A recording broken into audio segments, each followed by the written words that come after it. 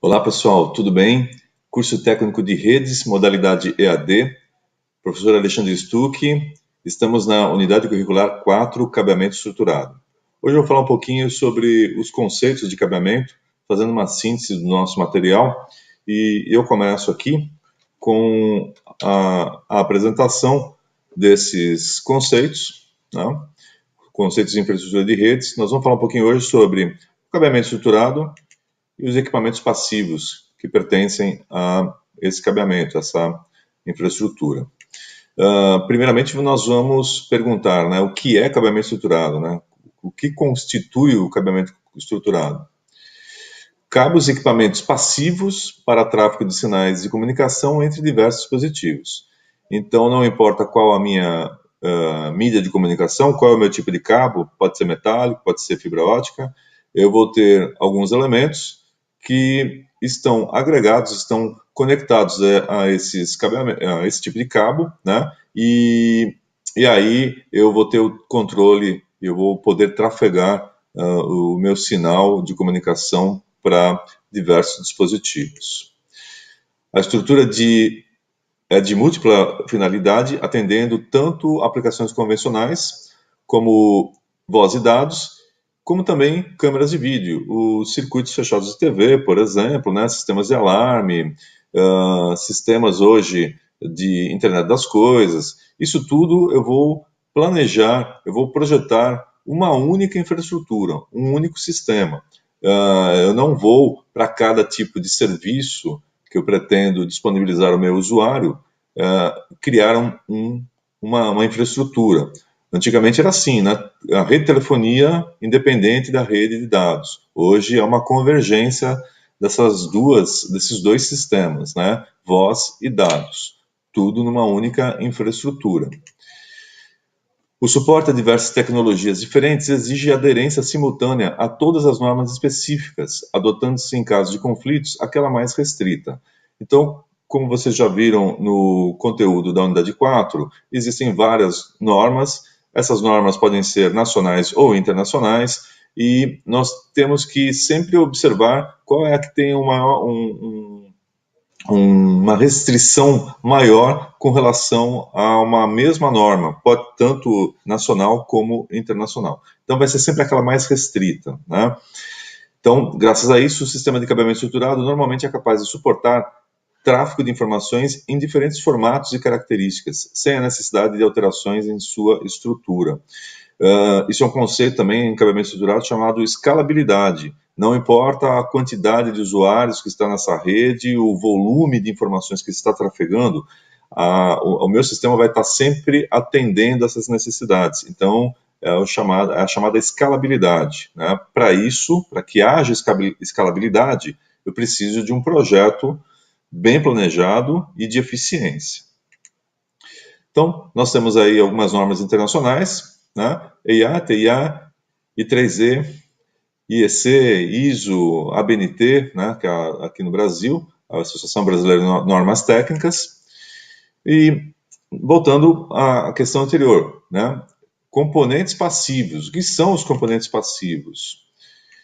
São considerados componentes passivos de uma rede conjunto de elementos responsáveis pelo transporte dos dados através de um meio físico, que é composto pelos cabos e os acessórios de cabeamento e as suas tubulações. Nosso destaque agora são os cabos metálicos ou cabos de cobre e a FO, a fibra ótica. O cabeamento deve ser considerado o investimento inicial de qualquer rede de telecomunicações,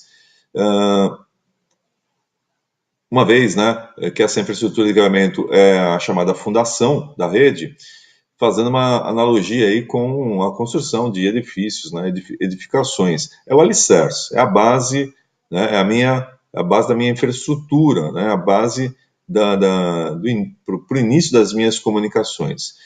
Então, o cabeamento é um ramo específico de telecomunicações e é a infraestrutura necessária para a implementação de qualquer rede de dados, voz, automação, controle predial ou residencial. Aqui nós temos uma relação entre vida útil e investimento. Percebam que o cabeamento tem uma vida útil maior e um custo de investimento menor comparado às outras três condições, né? Ativos, workstations e software. Ativos são os elementos que concentram o meu cabeamento. Pode ser um roteador, switch, né? Ele tem uma vida útil maior, né? O investimento que se faz aí é um pouquinho maior com relação ao cabeamento. E fazendo uma comparação com o workstation, que são os postos de trabalho de cada um dos meus colaboradores, uma empresa, ou os meus usuários da rede, né? Esse investimento é maior e a sua vida útil é menor. E em relação ao software, então, pior ainda, né, gente? Software, investimento é altíssimo e a vida útil dele nós sabemos que é bem pequena, né? O tempo de vida de um software é bem menor comparado ao cabeamento, né? Haja vista aí, né, as versões de aplicações, de sistemas, né? A cada um ano, a cada 6 meses, dependendo da atualização, né? O investimento se faz necessário num prazo bem menor. Muito bem, gente. Isso tudo, né, que nós estamos estudando agora na unidade 4, é para que nós não tenhamos essa situação, né? Pois é, né? Pode ser engraçado, mas não é. Na prática, isso é extremamente complicado, né? Talvez um dia isso chegou a ser claramente estruturado, mas nessa situação que nós estamos vendo no momento, não é mais, né?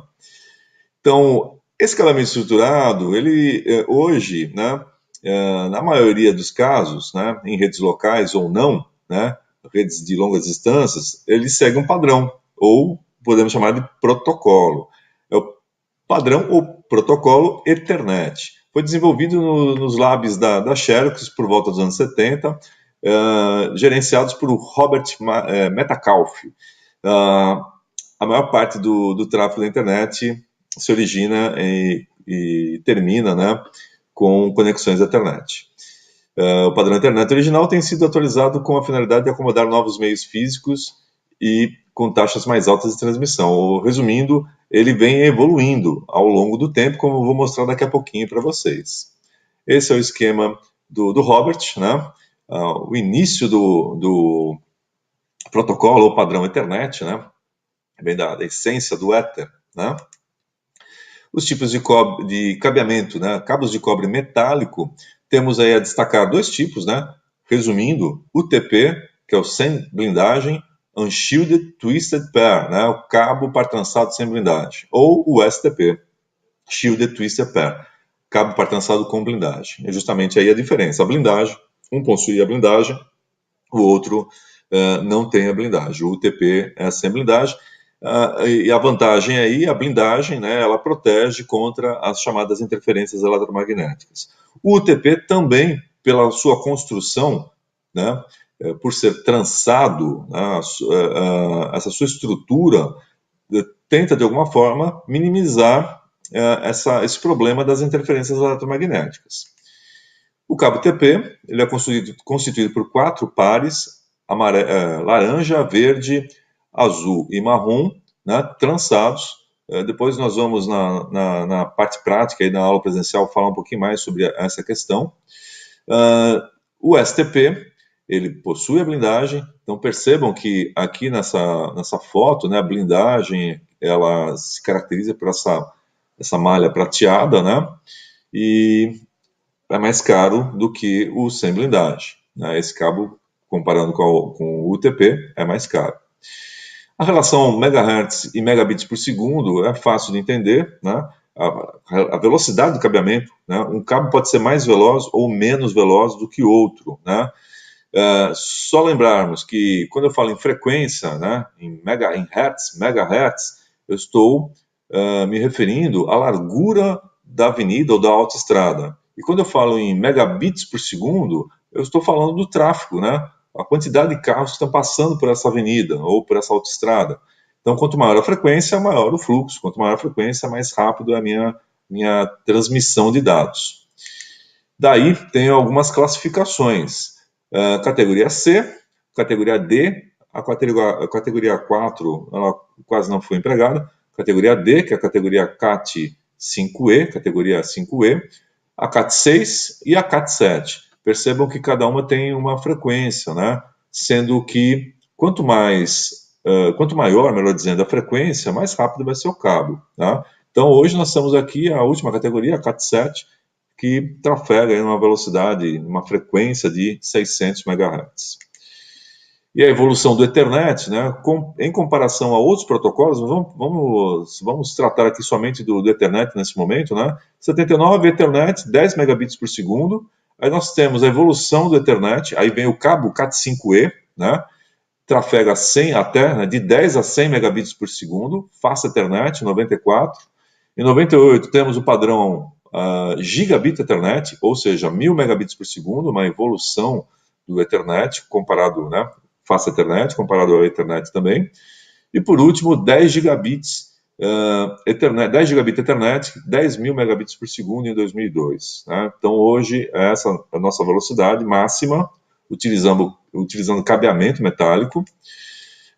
No passado eu tinha na minha rede local, né, a velocidade 10 a 100 megabits por segundo e a comunicação entre suítes, né, para ter uma troca mais rápida de dados, eu tinha portas especiais nessa suíte que permitiam a comunicação entre elas de 100 megabits. Hoje, a situação é um pouco diferente, né? Os equipamentos estão trabalhando com Gigabit Ethernet, ou seja, 1000 megabits por segundo, nas redes locais, né? E os elementos switch, servidores, né, trafegam a comunicação entre eles a 10 megabits. Então, o barramento principal da minha rede tem uma velocidade maior, 10 gigabits por segundo. Tá? Para isso, eu preciso de portas e cabeamento que consigam transmitir nessa velocidade. Com relação a conectores, o bom e velho conector RJ45 serve para a categoria CAT5 e CAT6. Os conectores fêmea, conhecidos como conector jack UTP, tá? Um exemplo aqui de CAT5E e também CAT6. Esse conector é que vai na tomada, né? A gente liga, pluga, né, o computador na tomada. Né? O petcord, né, o cordão, vai nessa tomadinha. Aí mais um exemplo, né, com a identificação aqui da porta, do switch. Aqui o patch panel, que é a minha régua, né, é o meu elemento concentrador, ele vai organizar esse cabeamento na minha infraestrutura, né, no meu cabeamento estruturado. Aqui um armário muito bem planejado e instalado, né. Aqui outro exemplo. Os patch cords, né, que nós vamos construir, né, na atividade presencial. E por último a fibra ótica, né.